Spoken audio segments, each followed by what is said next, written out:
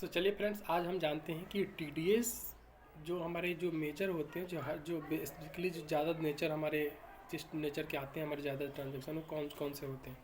जैसे हमारे पास आता है जनरली 3 सेक्शन। 194C क्या होता है, कॉन्ट्रैक्टर के लिए होता है। इसमें हमें इंडिविजुअल के लिए 1% डिडक्ट करते हैं और फर्म और कंपनी के लिए 2% डिडक्ट करते हैं। इसका सिंगल बिल का लिमिट 30,000 होता है और पूरे साल का 1 लाख का लिमिट होता है। ठीक है, 1 लाख से ऊपर का अगर वैल्यू होगा तब हम टीडीएस डिडक्ट करते हैं पूरे साल में। मतलब अगर एक सिंगल बिल 30,000 से ऊपर का है तो डिडक्ट करते हैं। और वैसे भी हम डिडक्ट करते चलते कि कई बार हम भूल जाते हैं कि किसका पिछला हम देखते नहीं है कितने का बिल अब तक हो चुका है, और आगे का फिर हम कंटिन्यू बिल से हम काटते हैं तो पीछे वाला छूट जाता है। तो इसलिए बेहतर होता है कि जैसे बिल आए, अगर 5-10 हज़ार का है तो छोड़ देते हैं, अगर ज़्यादा अमाउंट है तो डिडक्ट करना शुरू कर देते हैं। ठीक है, तो ये था 194C। 194C में क्या है, सिंगल बिल 30,000 और फर्म कंपनी है उसकी 2% और लिमिट है 1 लाख रुपये। सबके मिला के पूरे साल का 1 लाख रुपये का लिमिट है। ठीक फ्रेंड्स, इसी तरीके से अगर हम बात करते हैं तो 194H 194H जो होता है वो हमारा है कमीशन के लिए। ठीक है, कमीशन में हमारा इस पर टीडीएस कितना होता है, 5%। अब कमीशन कैसे होता है, जैसे आपने किसी चीज़ को आपने किसी से सेल कराया आपने कोई प्रोडक्ट अपना, उसमें बीच में कुछ परसेंटेज उसको आप कमीशन देंगे। तो जब आप कमीशन उसको पे करेंगे तो उस पर आप टीडीएस डिडक्ट करके उसको पे करेंगे। वो आपको बिल देगा, उस बिल के अगेंस्ट आप पेमेंट करेंगे तो उस पर टीडीएस 5% डिडक्ट करेंगे। इसका लिमिट है पूरे ईयर का 15,000 रुपये और इसका टीडीएस का रेट जो है 5% है, 5%। ठीक है फ्रेंड्स, नेक्स्ट हम बात करते हैं अब 194J।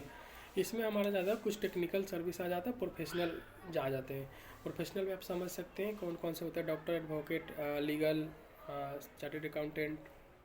ठीक है, तो ये लोग काम क्या करते हैं, जैसे डॉक्टर क्या करेगा, अपना जो प्रोफेशनल सर्विस होगा कंसल्टेंसी चार्ज करेगा। ठीक है, और अपना प्रेस्क्रिप्शन जो लिखेगा उसके ऊपर उसका सर्विस हुआ तो सर्विस पे उसका जितने भी आप बिल पे करेंगे उस पर 10% टीडीएस कटेगा। ठीक, इसके अलावा आपका एडवोकेट हो गया, वो टैक्स ऑडिट करेगा आपका, या कोई भी सर्विस तक आपका रिटर्न भरेगा तो उसका आप जो पेमेंट करेंगे तो टीडीएस डिडक्ट करेंगे 10%। इसी तरीके से आपका एडवोकेट हो गया जो आपके कंपनी के केस को सॉल्व कराएगा या कुछ लीगल मैटर में आपको समझाएगा, सुलझाएगा, तो उसको अगर बिल देता है तो उसका भी टीडीएस 10% काट के पेमेंट करी जाएगी। ठीक है, तो ये हो गया 194J। इसका पूरे साल का लिमिट मात्र 30,000 रुपये है, और 30,000 रुपये है तो इसलिए हम लोग क्या करते हैं कि टीडीएस मानते हैं कि काट ही लिया जाए। टीडीएस अगर हम छोड़ देते हैं तो बाद में हमारे लिए दिक्कत हो जाती है। दिक्कत ये हो जाती है कि हम पीछे का देखते नहीं हैं और फिर वो टीडीएस छूट जाता है, फिर ये में ऑडिट पे पता चलता है तो हमें इंटरेस्ट के साथ भरना पड़ता है। तो उससे बचने के लिए हम क्या करते हैं कि डे 1 से ही हम जब भी बिल आता है उसी समय हम काट लेते हैं और उस समय ही जमा कर देते हैं। ठीक है, अब 2-4 हज़ार की बिल आई तो फिर कोई बात नहीं, अगर कोई ज़्यादा अमाउंट की है 20,000 10,000 की आ रही है तो फिर तो काटना ही चाहिए, क्योंकि नेक्स्ट टाइम फिर कब आ जाए और आपको पीछे आपने देखा ही नहीं उसका कि बिल पहले भी है नहीं है, तो टीडीएस तो बन रहा था लेकिन आपने डिडक्ट करना भूल गए। तो इस वजह से आपको टीडीएस डिडक्ट कर लेना चाहिए। मेरे अकॉर्डिंग डे 1 से ही जब भी बिल आए आप स्टार्ट कर दीजिए टीडीएस डिडक्ट करना।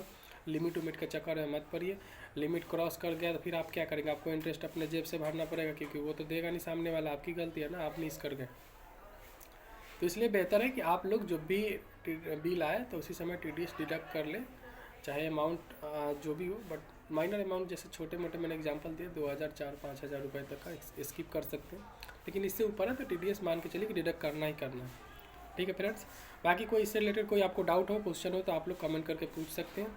और मेरा ये प्रयास कैसा लगा आप लोग प्लीज़ बताइए कमेंट करके। थैंक यू, मिलते हैं अगले वीडियो में।